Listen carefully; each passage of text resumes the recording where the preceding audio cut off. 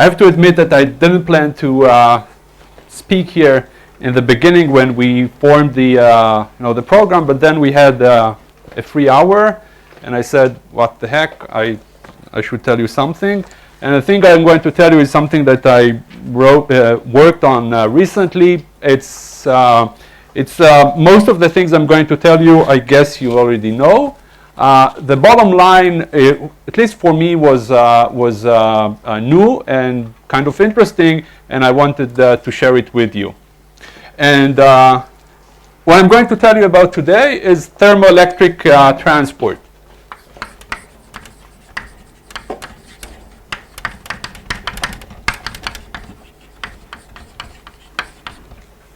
How to calculate it, and what does it says about the nature of the system we study. This is a somewhat neglected area, I think. I didn't learn anything about it when I was a student, and that's another motivation for me, at least, to tell you something about it. So what is thermoelectric transport? Typically, if I have an electronic system and I subject it to electric fields and thermal gradients, thermal temperatures, it will sustain average current densities, electrical current densities, and heat current densities in response to the electric field and the thermal gradient. And for the purpose of this talk, I would assume that these are constant in space. Within linear transport theory, they are related. These two vectors are related by the following transport tensors that you know very well. Sigma, the electrical conductivity tensor, relates the current, the electrical current, to the electric fields. Kappa is the tensor, the thermal conductivity tensor, that relates the thermal gradient to the heat current. And then there are the Peltier tensors, the thermoelectric tensors, denoted by alpha and alpha twiddle, that relates, for example, alpha relates the electrical current density to the thermal gradient, and alpha twiddle does the reverse. Okay, so our task as say theorists is to calculate these coefficients, and if we are experimentalists, we go and try to measure them. So how do we calculate transport coefficient like that within linear theory, linear transport theory? So the answer was given in the 50s, I guess, by Kubo.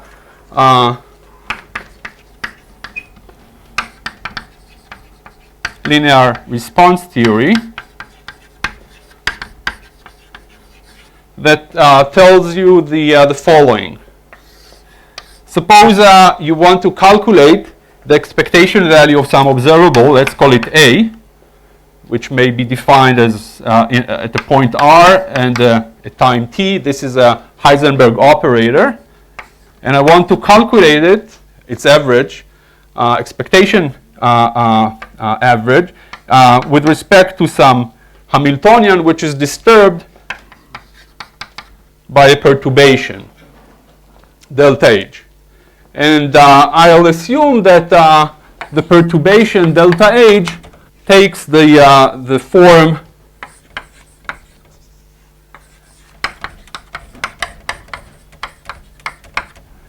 G R of t, which is some external field,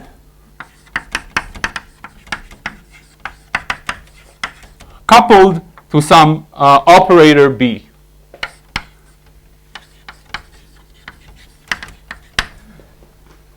Right?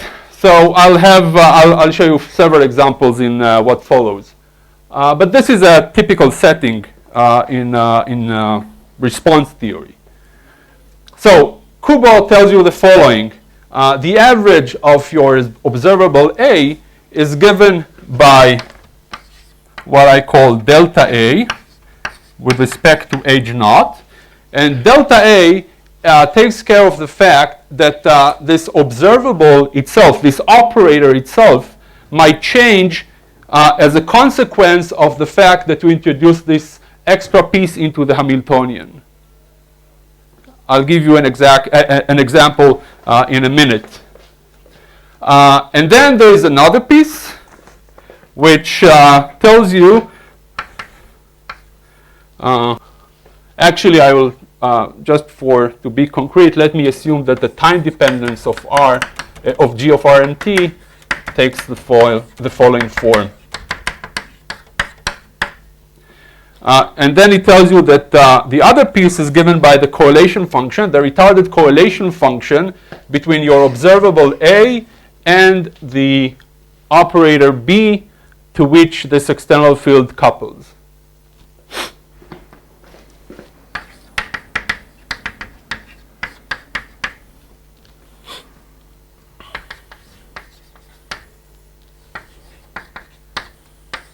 And I call this retarded correlation function chi A of B of omega. And you probably know that at least one way to calculate this correlation function is by going to imaginary time and then analytically continue to real frequencies. So if I calculate this correlation function, or the transform of the correlation function, where omega n is a Matsubara frequency, a bosonic Matsubara frequency.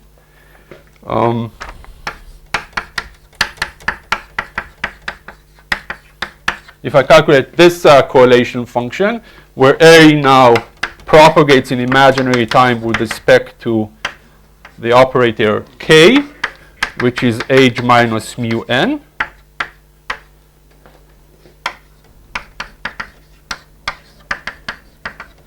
Then if I calculate this correlation function, and I analytically continue the result, meaning taking I omega n to omega plus I delta, I get this function, chi.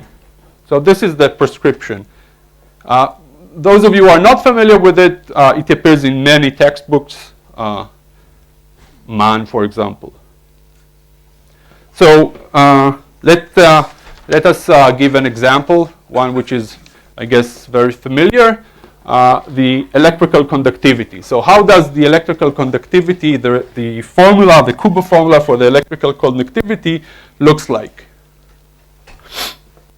So let's start with defining H naught.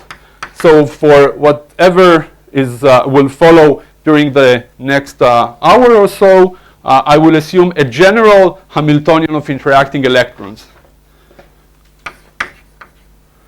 With the only restriction would be that I will assume that the interactions are short-ranged.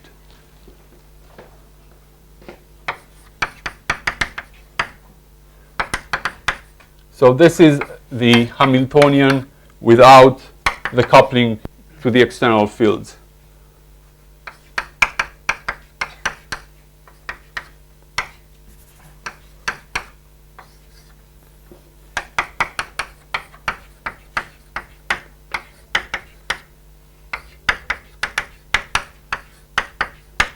Rho is the density, psi divided by psi.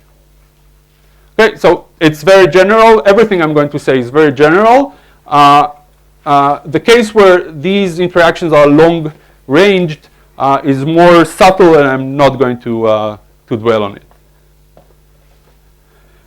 Okay, so we need now to introduce our perturbation, in our case the electric field. And since we have gauge freedom, we can do it either within a scalar potential gauge or a time-dependent vector potential gauge. And I'll just to demonstrate this point, I'll choose the latter. So let me introduce a vector potential into the game.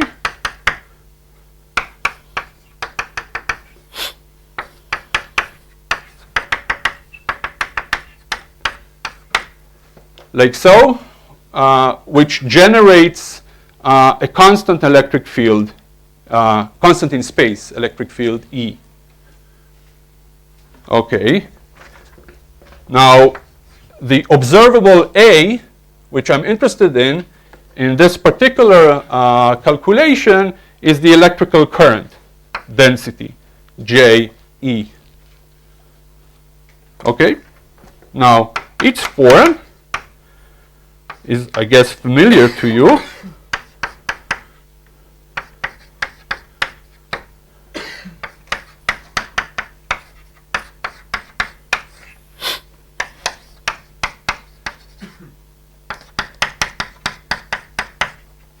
So this is the piece, let's call it J para,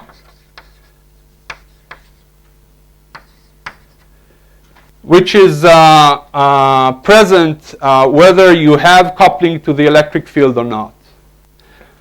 However, once you introduce coupling to a vector potential, the gauge field, in order for this to be gauge invariant, you have to introduce this piece. And you can derive this form, for example, by considering the continuity equation for the charge, E.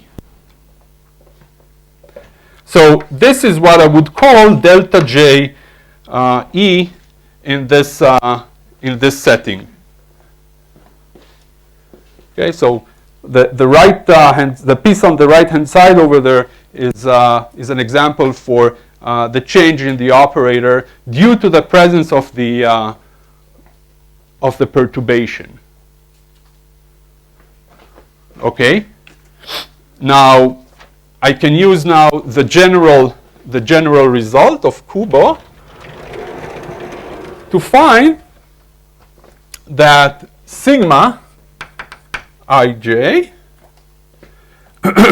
Well, first of all, I need to, before I do that, I need to identify one more piece, and that is the coupling or the perturbation of the external field to my system. And in this case, to linear order, it's given by just J dot A.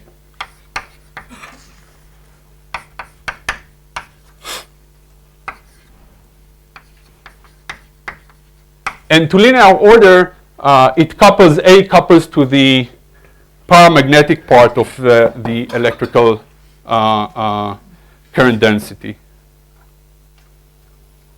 Then just minimal couple the electric field via A in the kinetic term, expand, and to linear order in A, which is linear order in E, you get this change in the Hamiltonian delta H.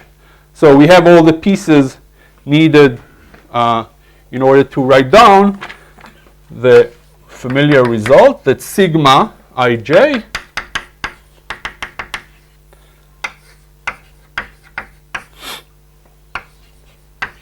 has two pieces. The first, which is proportional to the density, comes from the change in the operator, the electrical current density operator, due to the presence of A. This is the diamagnetic term in the conductivity. And the other part is the one that comes from the correlation function. And in this case, since we measure the electrical current density and the external field couples to the electrical current density, the correlation function that appears in the Kubo formula is the one for the current correlation function.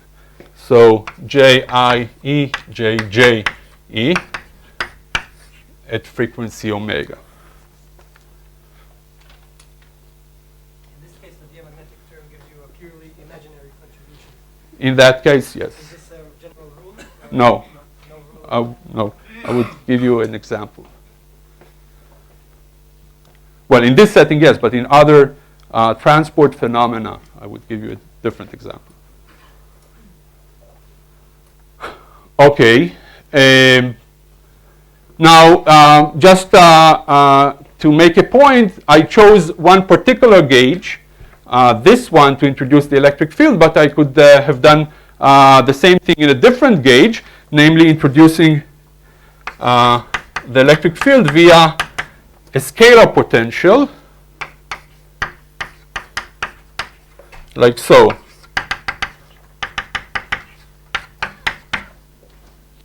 Right? And there would be two differences with respect to what I showed you here. First, when I introduce the scalar potential, the electric field via the scalar potential, I would not find a change in the operator. Right? The operator here is sensitive only to the vector potential. It does not care about any scalar potentials in the problem.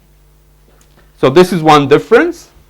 The other difference is that this piece couples not to the electrical current, but to the charge density.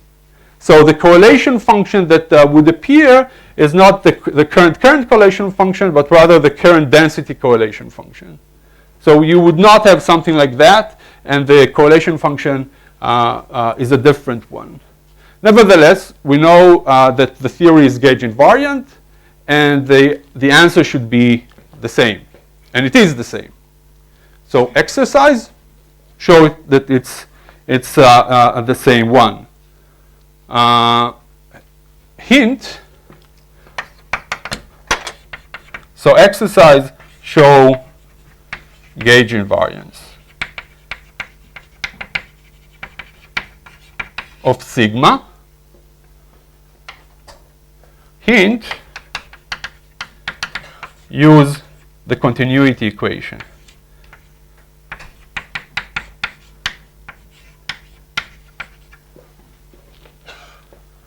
Okay? The way to show it goes through the continuity equation. Okay. So this was an introduction to general linear response theory, and in particular its application to the electrical conductivity. But I'm more interested in the less familiar pieces of this matrix, the one that involves the response to the thermal gradient. Now, this is at first seems to be outside the scope of cubo-linear response theory in the way that I defined here, because this perturbation grad of t has no resemblance to something that looks like that. It's not a mechanical perturbation that I introduce into the Hamiltonian by coupling an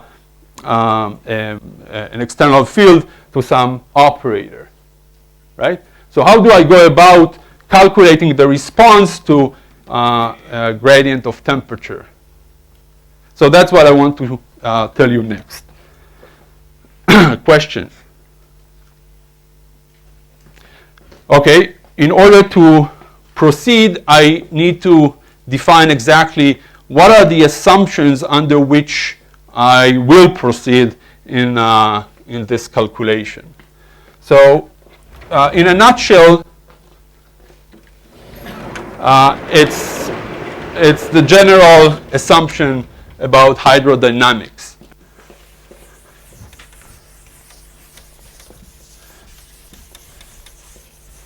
So what do I assume by that? Here's my system. In general, I want to consider it in a state which is not in equilibrium. However, I need to assume, or I want to assume, that I can break it into subsystems which I assume thermalizes, each of them thermalizes within some relaxation time tau, or thermalization time tau.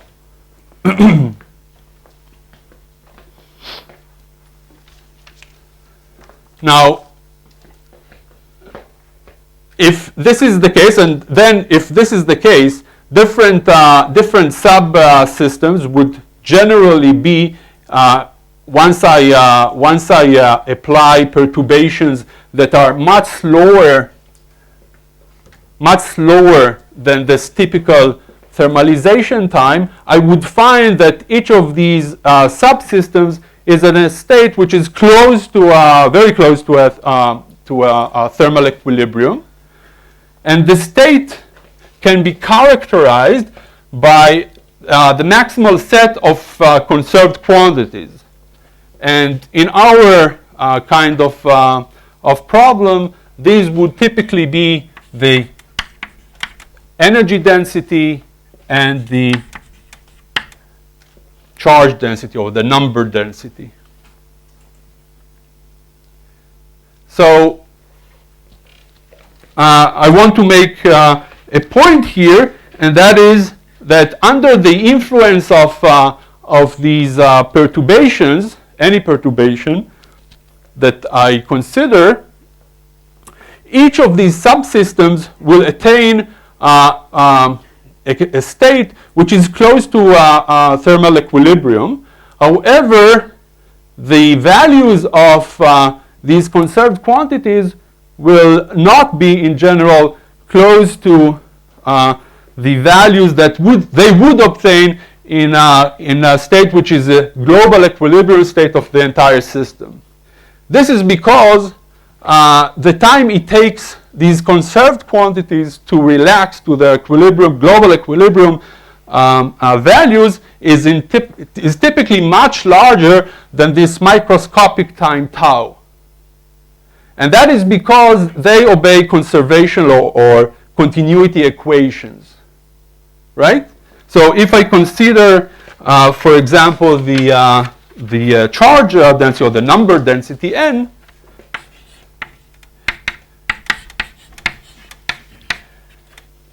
it evolves in time according to these to this continuity equation.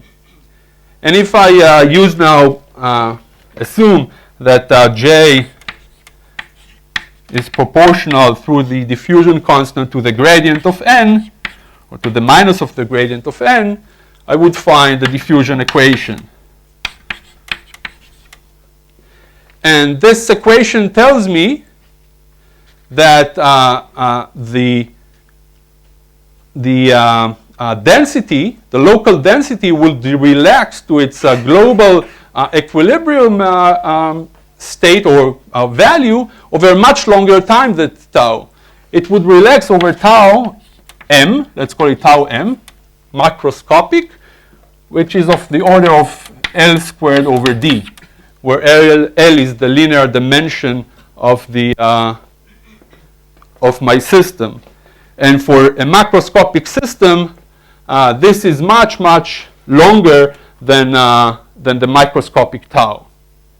So we have here a separation of scales. This is the usual assumption in the hydrodynamic theory between a microscopic scale, time scale, at which locally things equilibrate, and the macroscopic time it takes for the conserved quantities to equilibrate. Yeah. Are you implicitly assuming that D is determined by the microscopic tau, by M squared, or this could be also Sorry? Are you assuming that the diffusion constant is related to the microscopic one, or it could also be a different microscopic constant? It can be different. I would say something about it in the next few minutes. But right now, I just used it on a pure phenomenological level, just to make the point that the evolution of the conserved quantities is much longer. That's the only thing I need at that point, at this point. Okay. Yeah, sure. What determines the size of the square? Okay. It depends on the details. For example, I didn't assume that the system is homogeneous. So it should be, the size here should be large, so it would admit a statistical description of the system. but it should be small relative to the typical scale over which the system, the Hamiltonian H0 varies. Okay, if the scale is very large, then there is a level of arbitrariness here. You can choose different sizes, and this tau would change accordingly. Okay. So we have these subsystems, which I assume are close to their local equilibrium, in the sense that I mentioned. And my additional assumption is that everything that I will be able to say or can be said about the system can be computed from these local values of the conserved quantities, say epsilon and n, and in the case of non-equilibrium, the gradients from one point to the other. So we are interested now to calculate the response not of the electrical current, but of the thermal, the heat current. So what is the heat current? Since each of these subsystems are assumed to be at local equilibrium, I know from the first law of thermodynamics that a change in the energy density of, say, this subsystem can be expressed. Epsilon is a function of two independent variables, the entropy density S and of the charge density or the number density N. And I can relate the change in the energy to the change in the entropy times the temperature. This is the local change in the heat that flows into the system. So basically, energy changes either because thermal energy flows into this element in the form of heat. I would disregard any mechanical work that the subsystem might do. I assume that this mechanical work is zero. But an additional term here is mu n, which tells me that energy can flow into the system or subsystem due to the flow of particles. Okay? But from here, I find that the change in time of h is related to the change of time of the energy minus mu, the change of time in time of n. They're not moving respect to each other. Which one? No, I keep them fixed, the boundaries fixed. And I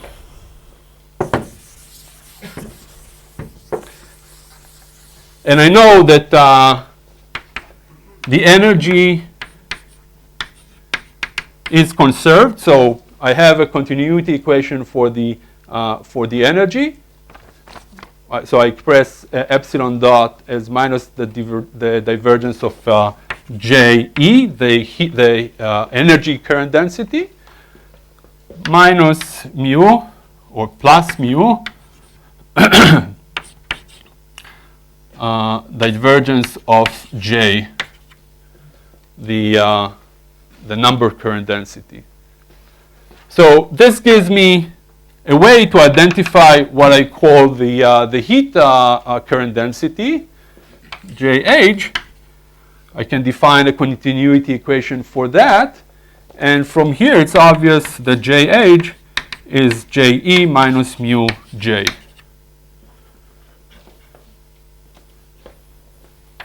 Okay? So this is the operator whose expectation value I want to calculate. Given a perturbation in the form of an electric field, that would give me the thing that I call alpha twiddle. It tells me how how much thermal currents I produce by apply an electric field. If I apply an electric field, if I apply a thermal gradient, the coefficient that relates the thermal gradient, the temperature gradient to J of H is the thermal conductivity. Yeah. What about gradients of the chemical potential? They'll come. Now we assume it's constant. Now we assume that it's constant. Yeah. Okay. Even if they are present, this formula is correct, right? Sorry? Even if the chemical potential varies in space. This relation is correct. This is correct, Yeah, right? definitely. It's completely general. Okay. Now comes the trick or the observation. Originally by Lattinger in the 60s, and it was generalized by various people, Streda, Gervin, Halprin, Ruzin, to the case where magnetic fields are present. And what is the observation?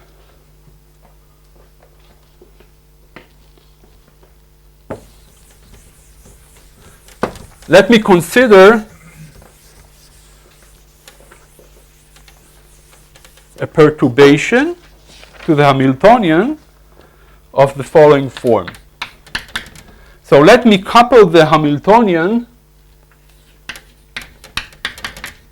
to what's known as the gravitational field, G of R. Let us begin with a time-independent case. So I will start by considering the equilibrium state of the system coupled to such a gravitational field that couples to the energy density of the unperturbed Hamiltonian. So I have a Hamiltonian operator that I assume can write as an integral over a local operator H that measure for me the energy density at the point R. That's why I needed local interactions in the model. When when long range interactions are present, the definition of what you mean by H, this density, energy density H, becomes tricky. So in order to avoid it, I assume that only short range interactions are present. So G couples to the energy density. Typically it's called the gravitational field. Although, as you know, a true gravitational field would couple also to the mass density and not just to the first order expansion, non-relativistic expansion of the energy. However, that's the name given, back then. And let us introduce also coupling to a scalar potential that generates an electric field. So this is my Hamiltonian.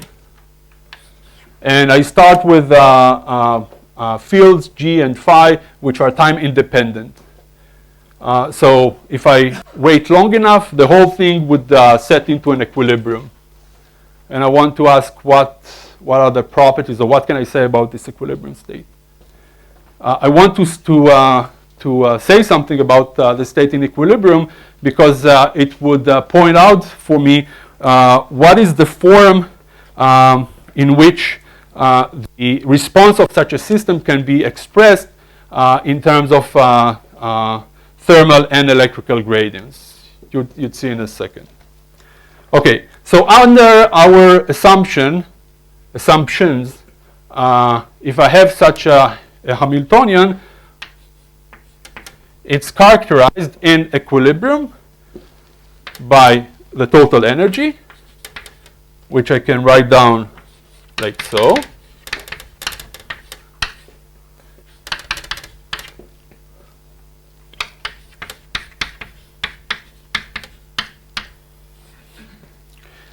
An entropy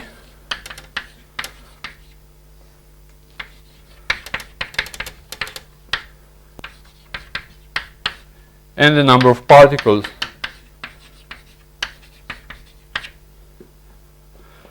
Now, what are the values that the system peak for these energy and density, energy and particle densities?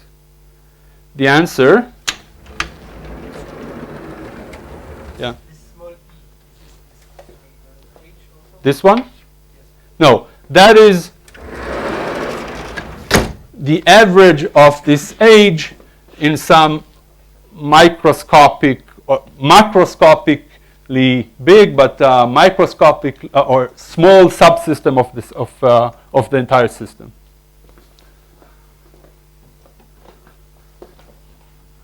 Okay.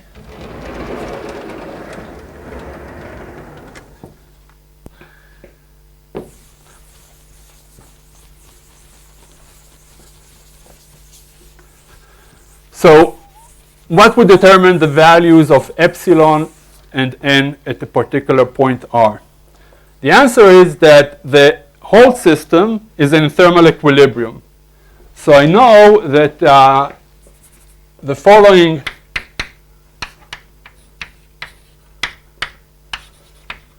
functional is minimized,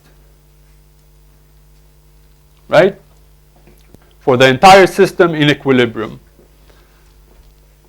The variation of this functional with respect to any small changes in either epsilon of r or n of r should vanish. So that tells me that if I take the variation with respect, say, to epsilon of r, what do I find? 0, since this is a global equilibrium state, equals 1 plus g of r minus t naught ds to the epsilon of r at a constant value of n of r. Now, my assumption is that, again, I waited long enough, the entire thing is at equilibrium, and in particular, every subsystem is an equilibrium. That is my assumption also when we'll take the whole system out of equilibrium, that at least locally, I can view the system as at some equilibrium state. Now, this in equilibrium is 1 over the temperature. So this gives me a definition of the local temperature. It's the derivative of the entropy density with respect to the energy density at a given density n. So this implies that in equilibrium, now what I'm going to write down here is that in equilibrium, g of r equals t naught over t of r minus 1. Can you please repeat again what is T naught? T naught is the temperature of the entire system. Who asked me the question? Yeah. The entire system is now at equilibrium, so I can define a temperature for it.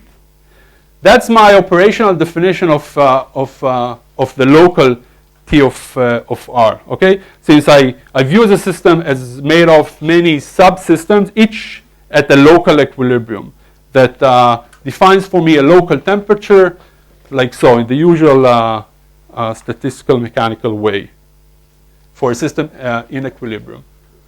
Okay, so this gives me this relation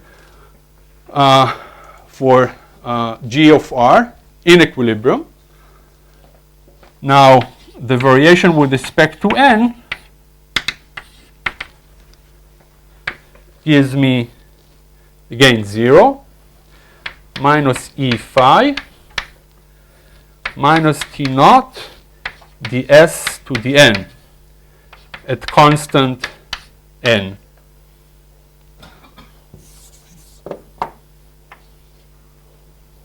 Now, minus mu naught. Okay, so I look at this functional and I vary it with respect to the local density, and this is the condition that I find. Now, you may recall that the S to the n is minus mu over t.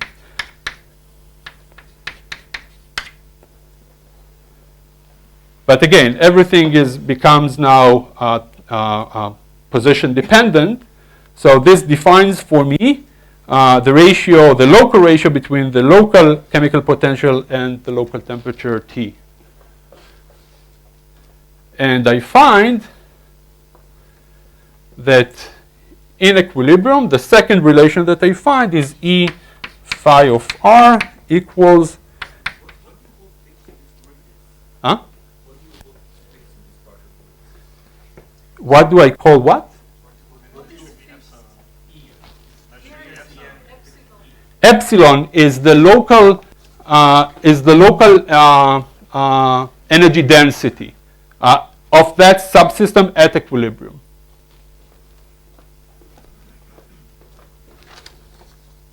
There is just type. Maybe here? Yeah, it's epsilon, it's not n. Sorry for that. My mistake. So what do I get? I get E phi equals T naught mu of R over T of R minus mu naught.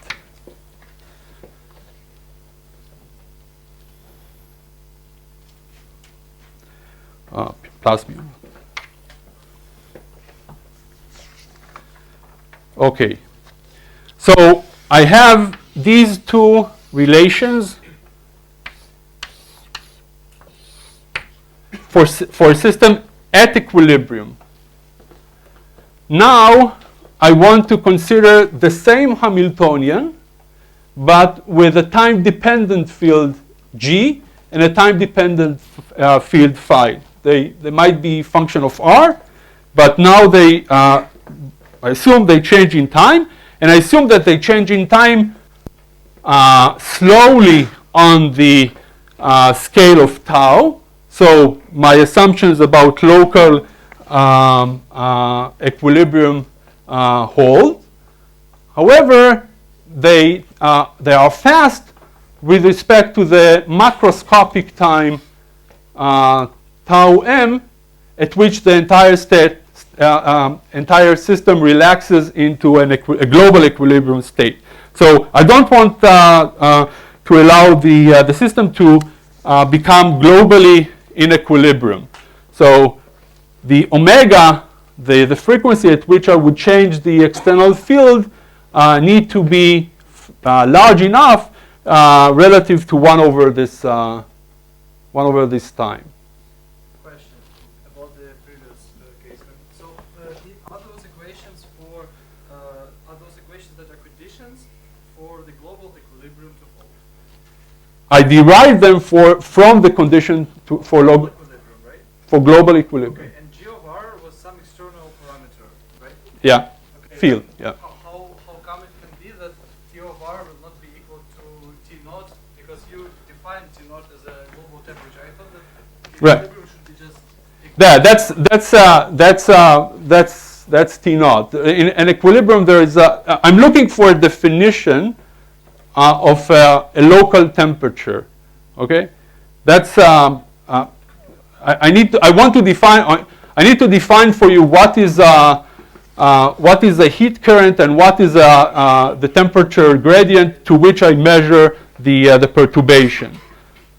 So I need to define what do you mean, or do I mean by a local temperature in a system which is not in equilibrium. well, in its local system you can define it in temperature for it, but now That's what I'm looking at. but you don't need global equilibrium for that. And now if you assume global equilibrium, apparently like the common sense tells us that it might be should be equal to T naught. Maybe yeah. If it's okay for everyone, fine. Maybe it may be different. Maybe this gravitational potential Yes, makes but temperature dependent. It's not reach the equilibrium. Actually, maybe one can call it a steady state rather than. No, it's in equilibrium. I assume that it's in equilibrium, and the system relaxes into some equilibrium density that is characterized by something which I can call the temperature or the inverse temperature, and something that I can call the electrochemical potential mu. That's what I called T naught and mu naught. And what I want to that was my way of defining for you what I call, or what people call in general, the local temperature. I mean, the local temperature I defined. I mean, this if you look at the derivation of this equation, what I call the local temperature is here. What I assumed is that the system can be broken up into subsystems, each of which is at some local, I can approximate it by some local equilibrium with some local density matrix that looks like an equilibrium density matrix with some parameters. And I want to define what are these parameters. So this is my definition. This is the definition of the local temperature and the local chemical potential. Yeah. If I put a thermometer in the system at different points, you mean I will measure different temperatures even in equilibrium? No. But if I contact, okay, so if I contact the system at the point with a voltmeter, for example, that's what I would measure, this mu of R. Okay? This epsilon is not the real density. It's different from the density by this. This epsilon? It's not the real density. It's different from the density by this factor that you have in the This is the energy I don't follow. This is the energy density of this. By this should be multiplied by this to be the actual density. Sorry? You need to multiply this epsilon by this factor to get the real density.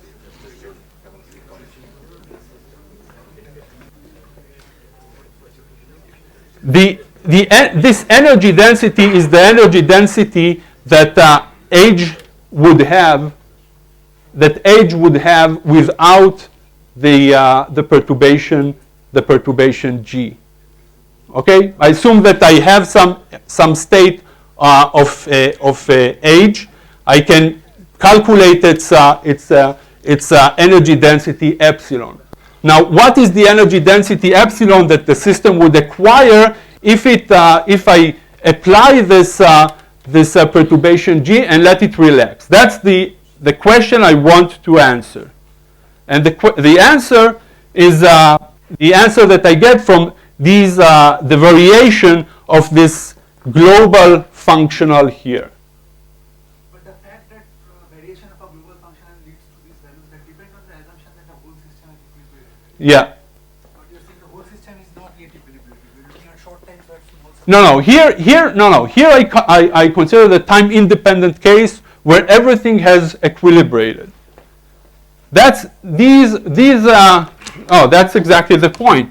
These relations are valid only at equilibrium. Okay? That's only at equilibrium. I work to derive these equations because now I know that if I'm not at equilibrium, or the deviations from equilibrium should be or should be encompassed in deviations from these equations. If I fulfill these equations, I'm at equilibrium. So you are at equilibrium, but you still have a temperature gradient, right? So it's some sort of a steady state that is this fine. I have various potentials, but they are constant in time, and I let the system relax. It's still in equilibrium. But why is the temperature, the equilibrium temperature is the same as for G equals 0, for instance. So you change your Hamiltonian, and the system relaxes to the same temperature as G equal to 0. It would. Yeah, but why?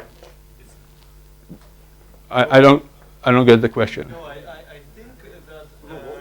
Why do you minimize? Okay, what is T0? T0 is what okay. T0 is some it's some Lagrange multiplier that appear. I call it T0. It's a Lagrange multiplier that appear in the distribution function or the density matrix of that state. And you should find this from this equalization procedure.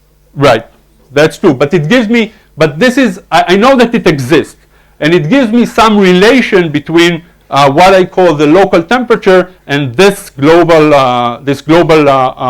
temperature T naught. Right. So this is just a definition of local temperature. If you wish. If you average all these local temperatures, you get T naught. Sorry? If you average over the T of R's, You get T naught. Okay, so the upshot of this discussion is that if I'm now not at equilibrium, let now these function or this field g and phi become functions of time. And again, I assume that they change in time slowly on that scale. So I take the system out of equilibrium. It cannot reach the global equilibrium state that led to these relations, but they are slow on the microscopic time tau. So I know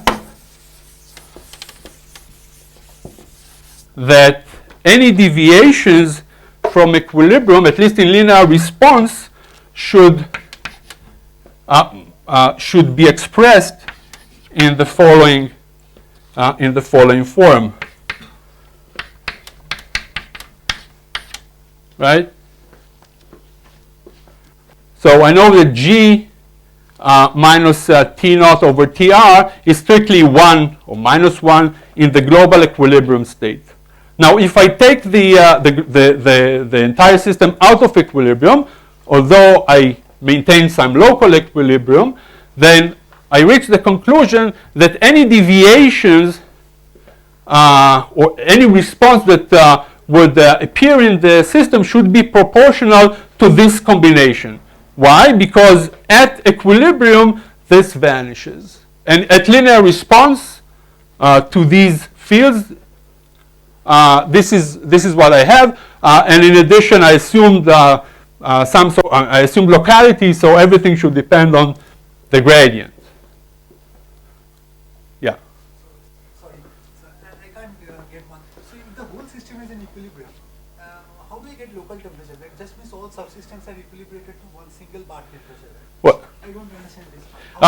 I can look at the subsystem and try to. Okay, I have a globe. I have a density matrix that describes the entire system.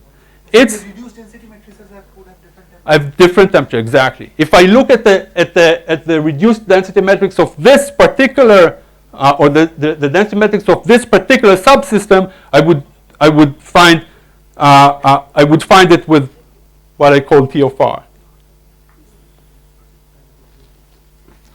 Okay, and the other thing I find from the other equation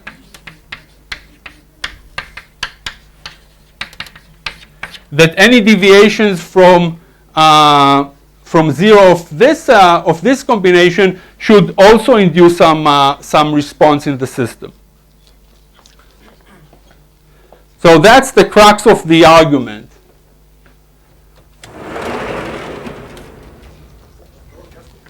Yeah. TR. Yeah.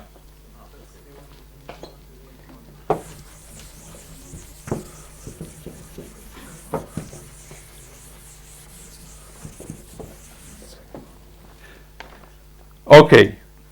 So let's, for example, look at the electrical current density JE. So I know that when I take the system out of global equilibrium, the response should be, again, at linear response at least, at linear response level at least, look like that. It should be proportional to this, to these combinations. I pulled out the charge E here. So L and L1 and L2 are some linear response coefficients, generally tensors, since they relate the vector J to these gradients.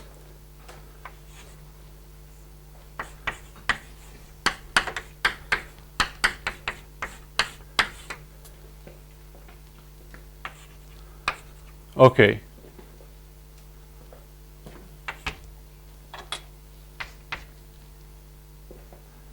So this is the form, the general form of the linear response to phi and g. I know from the argument that I tried to present here that both grad phi and grad g, the response to grad phi and grad g, appear in this particular combinations.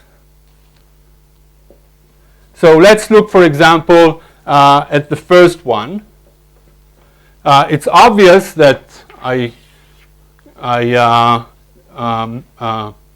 order the things so that here I have the electric fields, the electric field. So L1, what I called L1, is just the electrical conductivity, sigma. And if I realize that mu is a function of R through the dependence of the density n of R, I can write this this piece, assuming a constant temperature. So for constant temperature, right, this piece becomes 1 over E, or let's call it 1 over E squared, dn, the mu dn at constant t times the gradient of the charge density. So I put an extra factor of E here and compensated for that here.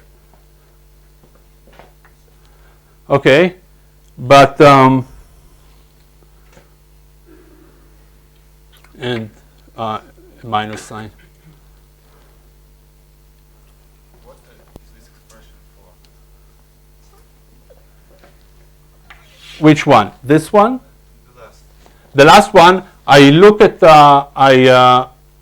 look at this expression and I find that I can actually now relate. It tells me that the response to minus grad phi, which is the electric field, is the same as the response to this particular combination. Okay. But minus grad phi is just the electric field. So L1, what I call L1, is just the electrical conductivity. Okay. Now, yeah, just 1 second. Yes, and so the very last expression. The last expression is I want to okay. So here, what appears is grad mu, the chemical potential. Now, the chemical potential is a function of R through the dependence of n, of the density n on R. Everything depends on these locally conserved quantities. So I expressed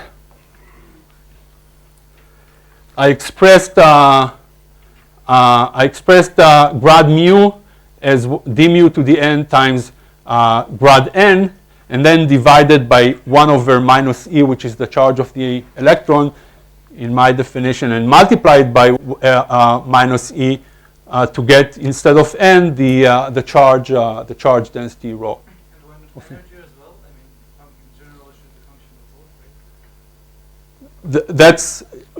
That's true, but let us keep t constant, and then it will not. Yeah. Assuming that these local thermodynamic variables, those are very closely centered around the global thermodynamic variables corresponding. Yeah, we assume that the fields G and G and phi are small, very slowly in time, and are weak. So we do everything in linear response. So everything takes place around local equilibrium. So this allows us to eventually to calculate the response of the system to perturbation by calculating its correlation function in the thermal equilibrium state.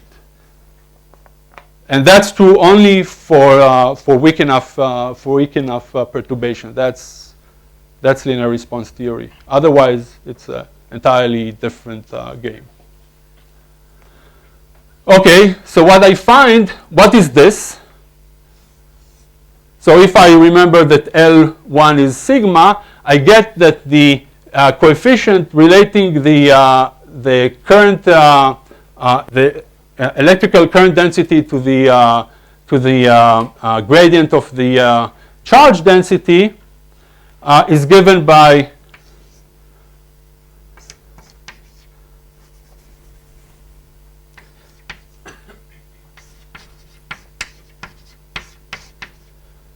sigma over E squared d mu to the n. But this, by definition, is the diffusion constant, the thing that relates J to minus grad of rho. This is known as the Einstein relation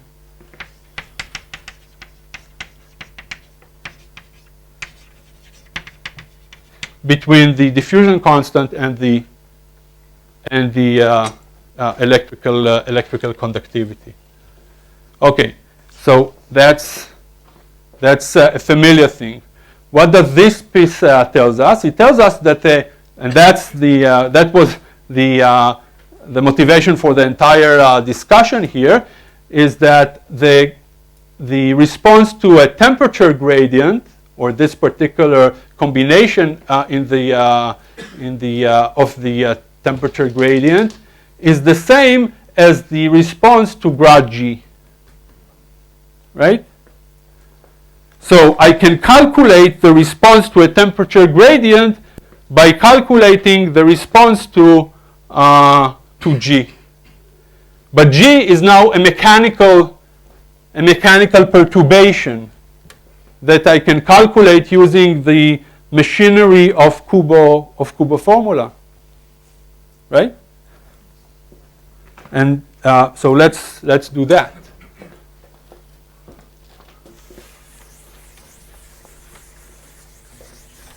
For a constant, if I consider, for example, for simplicity, the case of a constant temperature gradient,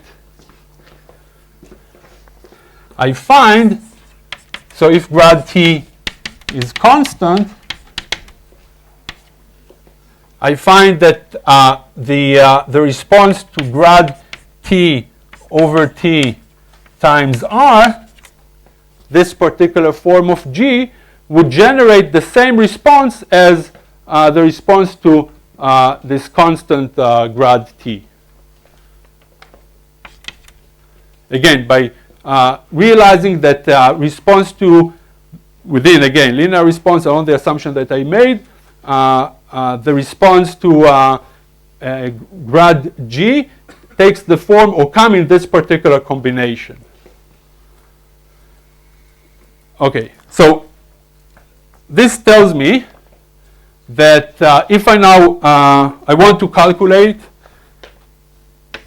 JE, the electrical current density,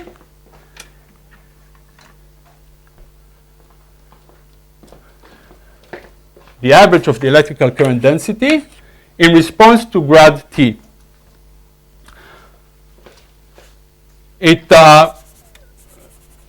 It can be showed, and it takes some effort to show, but it's more or less straightforward, that once you introduce G into the Hamiltonian, the form of the current operator, the electrical current operator, changes like so. So this is the electrical current operator without G, and this is the form it takes after I include G. It is deceptively, it looks deceptively simple, but one should work to show it. Okay? So in our case here, you will see that the operator whose expectation value we want to calculate changes upon the introduction of this perturbation G. And in particular, delta J E is G times J of E. So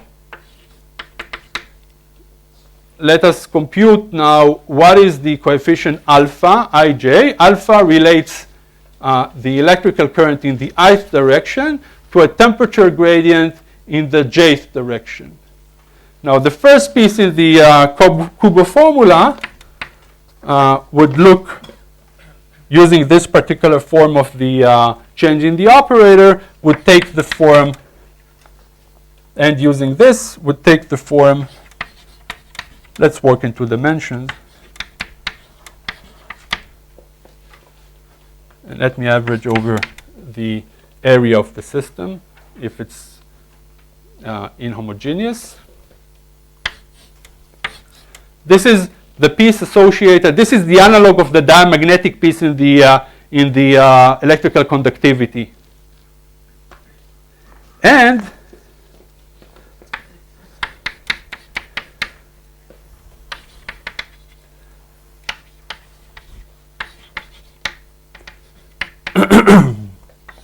the correlation function between the operator that we want to calculate, whose expectation value we calculate, JEI, and the perturbation in the Hamiltonian, which in this case, using this form of G, takes the form Rj times H, the energy density at R prime.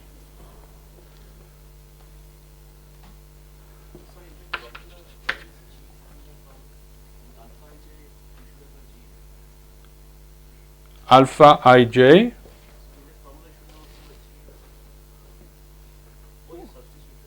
I calculate now for this particular form of G. Since what I showed you is that I want to calculate the response to grad of T, and if for a constant grad of T, if I take this form of G, I would generate the same response. Okay? Yeah.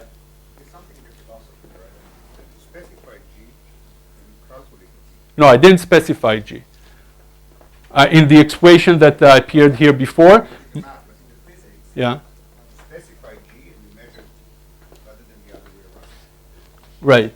No, here, what I do here is couple my Hamiltonian to a mechanical perturbation, this G. And I can choose whatever perturbation I want. You specify G.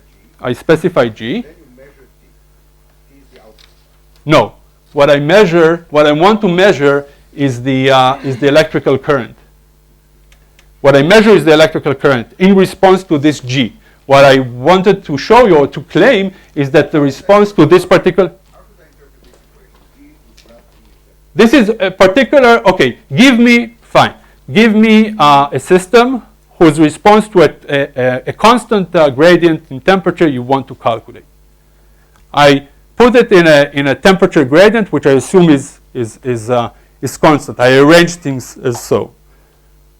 I give you a prescription. Define G as so. Calculate the response to this particular perturbation. The response would be similar or the same to the response to a constant temperature gradient. That's what I claim, or this framework claims. Okay? Will it be justified as a result of a calculation or just Well, the justification is here. The justification is that at equilibrium, I know, or what I wanted or tried to convince you is that deviations from equilibrium are proportional to these particular combinations. They're not arbitrary. If you introduce G, the system would respond the same way as it would respond to this particular point, combination of perturbation of T. Okay, so if this is take away the gradients and put here the one. If this is obeyed, you're in equilibrium and nothing happens. If you do not fulfill this equation that I had over there, you will be out of equilibrium.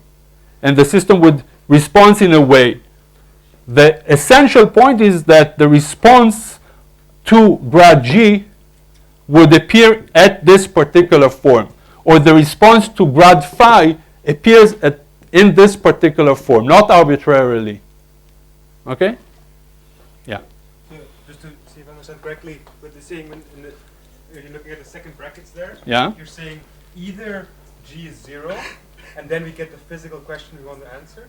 But you say equivalently, we can say, no, the second part is 0, and we actually put it all in the mechanical G. Right. You can put G.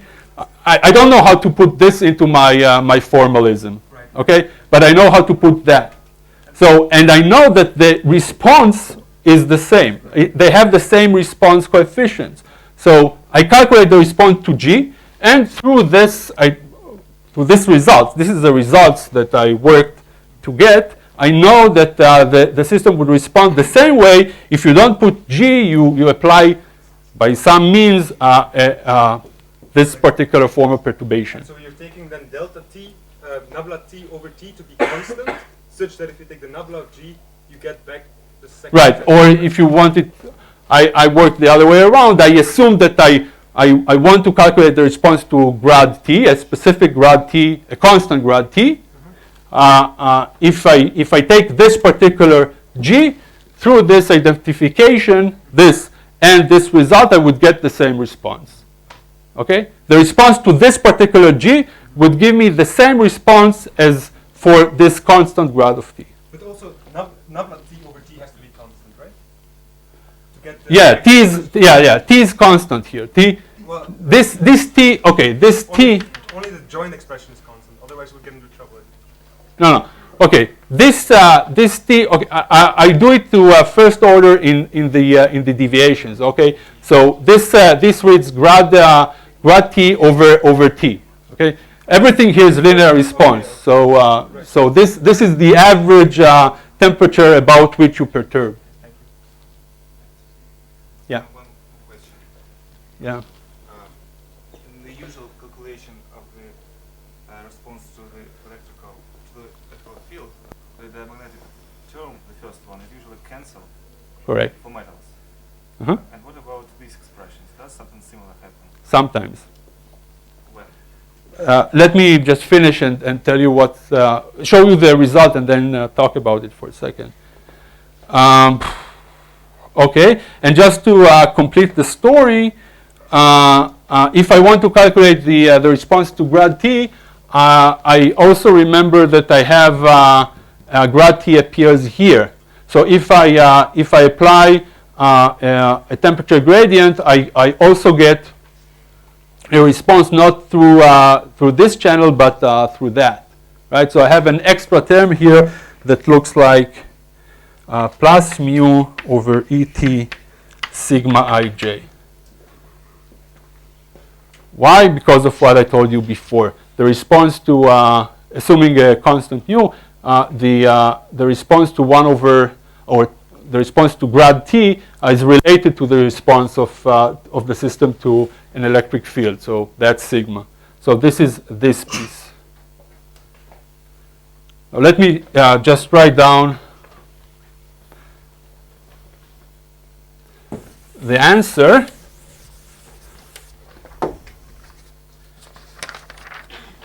And then we'll see what we want to do.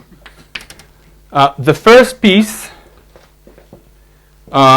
is basically the orbital magnetization. in the z direction.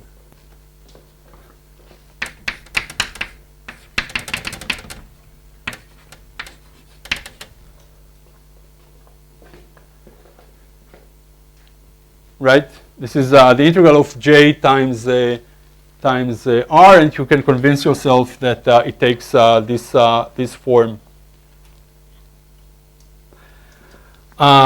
You can also trade this the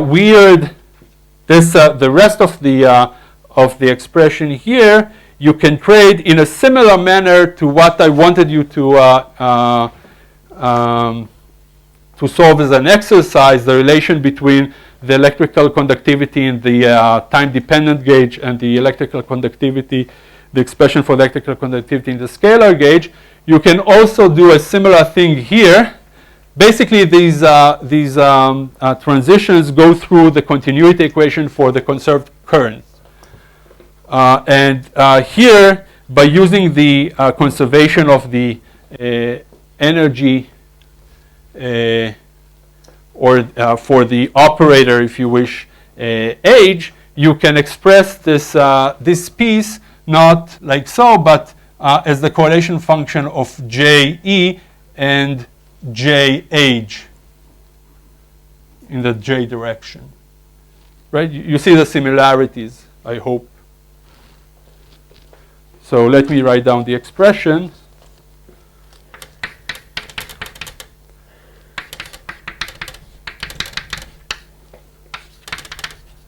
It's somewhat more involved, but than what we had for the electrical conductivity, but many of the essential components are the same.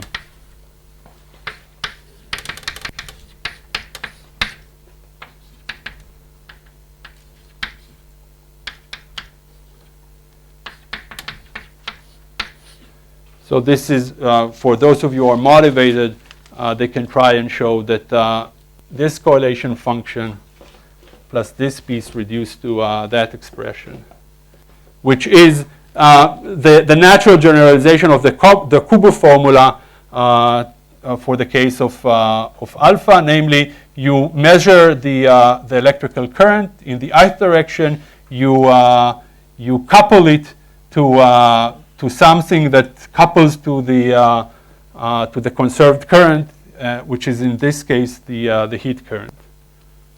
So this is the correlation function that appears in the thermoelectric coefficient alpha.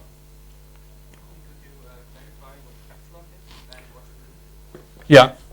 So this is a subtlety that I didn't find in books, but this is a school, so I want to share what I found with you. This epsilon is small, obviously, and you want to take the limit where epsilon goes to 0 first. Before you take everything else to 0. So you want to take omega to 0, and you want to take, if eventually, delta to 0 as well. But here, epsilon goes to 0 first. And this expression originates? This? Yes. I have no, I don't have a true understanding apart from the mathematics. If you look at books like Mahan, they gloss over it, and it originates from the fact that when you write down the Lehmann representation for the correlation function, you have instances where you have 0 in the denominator, and you have to take care of these instances because they are not, their contribution does not vanish. It's finite, and you can represent them as so. And are these always real? Are these always real? Their contribution is imaginary? I think so, but I can't commit to it right now.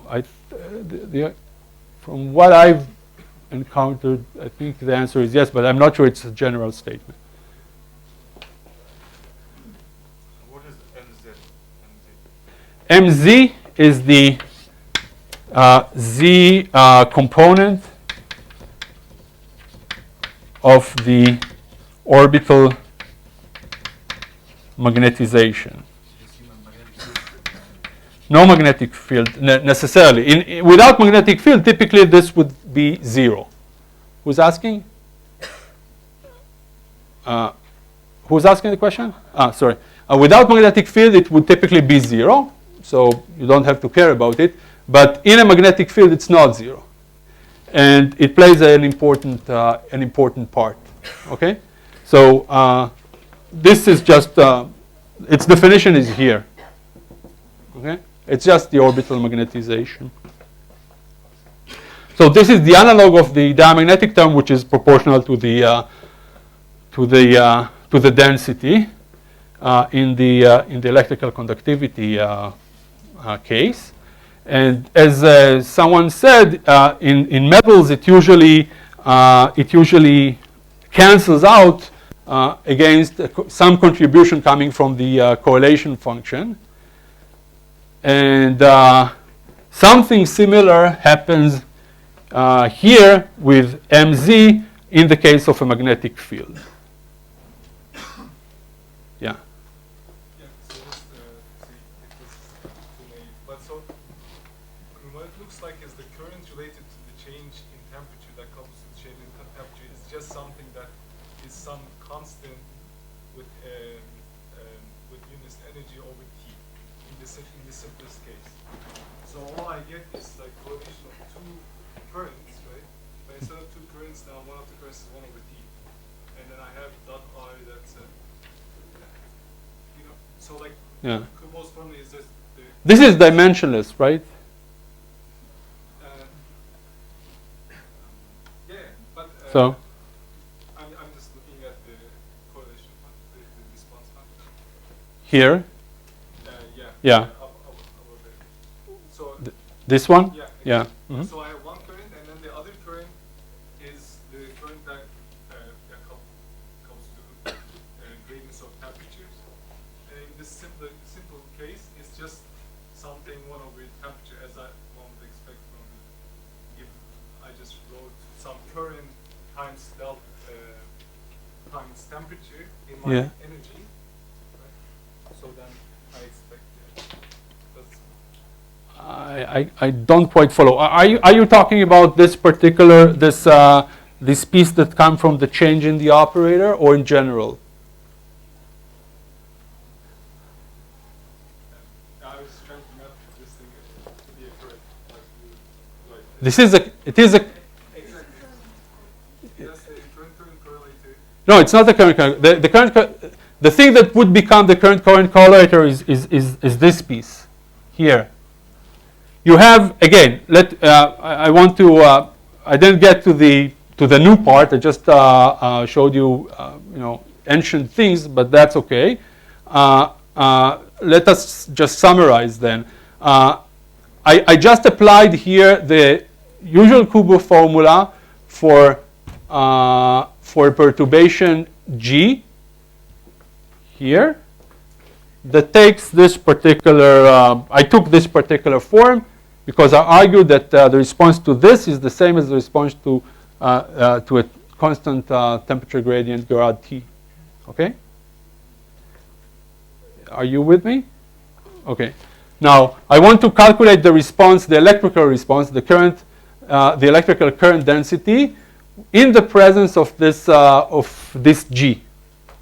What I find, in a similar manner to what I showed you in the electrical conductivity case, where the introduction of the perturbation through A induced a change in the operator that I measure, this diamagnetic piece in A, right? And there it produced for me a term in the conductivity that was proportional to the density. My claim, a similar thing happens here. The electrical current is changed in the presence of this G, like so. So I have this change in the operator that takes this form. This is its expectation value with respect to my unperturbed Hamiltonian H naught. Okay? if I want to interpret it, it's just the magnetization, or the z direction in 2 dimensions. It's the z direction of the orbital magnetization. That's what happens in the case of this alpha. You don't get a term that is proportional to the density, like in the electrical conductivity. You get something that is proportional to the magnetization. Obviously, typically, in the absence of a magnetic field, this is 0. So you don't care about it. But in the presence of a magnetic field, it's important. And you need to keep it. It has important effects. That's my very partial message. Yeah? Could L2 have a non-zero kernel without there being an extra conserved current? And then you would have a problem with this formalism?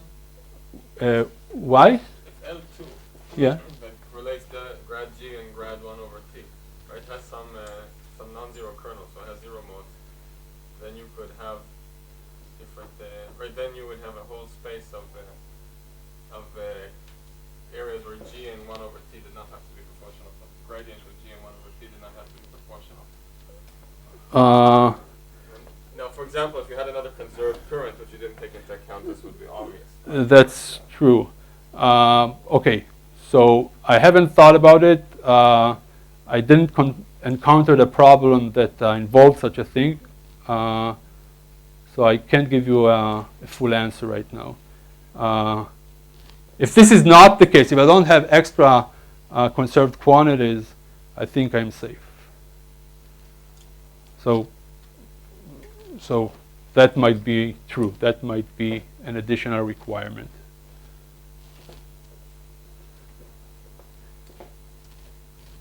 Are we done? Yeah, we are done because I want to that we take we'll take a break. Let me just tell you in really one sentence what I wanted to show you after this point. What I wanted to show you is that using these this formalism, you can ask questions about the symmetry properties of these tensors, alpha and alpha twiddle, and you probably know, some of you know, that if I look at the electrical conductivity tensor, sigma in a magnetic field, I can relate its component to the electrical conductivity tensor for a system with minus B. So there is a general statement due to Onsager that relates sigma xy for a system with at a magnetic field B, or immersed in a magnetic field B, to the sigma of a state or a system in a magnetic field minus B. Sigma xy goes to minus sigma yx. If you have reflection symmetry, say with respect to the y-axis, you find this relation.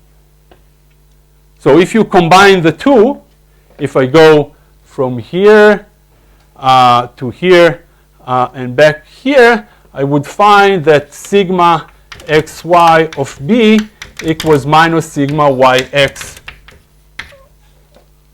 of B for the same system at a given magnetic field B. These relations relate the system with magnetic field B to a system with magnetic field minus B, but I can do the sequence and get this this result. This is probably most of you know it or saw it. So our question was,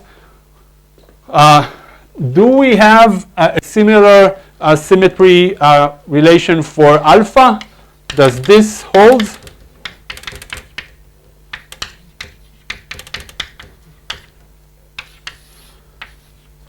The short answer is no. But it is true for non-interacting particles. Or more generally, when the system is described by quasi-particles, namely Fermi liquids. In a Fermi liquid, one can show that deviations from this relation vanish as t to the power 3 to t to the cubed. So my message that I didn't have time to get to is that if you measure deviations from this relation, it necessarily tells you that in a system with reflection symmetry, it necessarily tells you that you are not a Fermi liquid.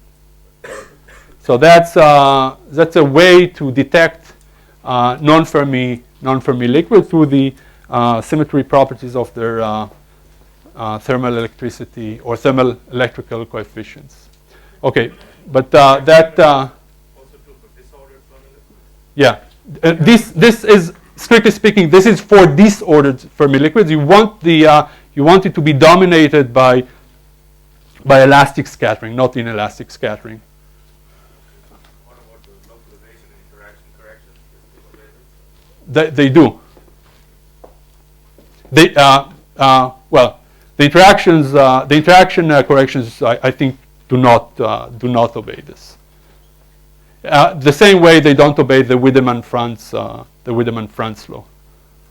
They would give you some corrections, small corrections to the Wiedemann-Franz law, but they all vanish with some power of t. So asymptotically, at low temperatures, you would find in a Fermi liquid that it's obeyed. But if you find it to be broken at some high temperature or reasonable temperature, the statement is that it's a non-Fermi liquid. Okay, I think we should break.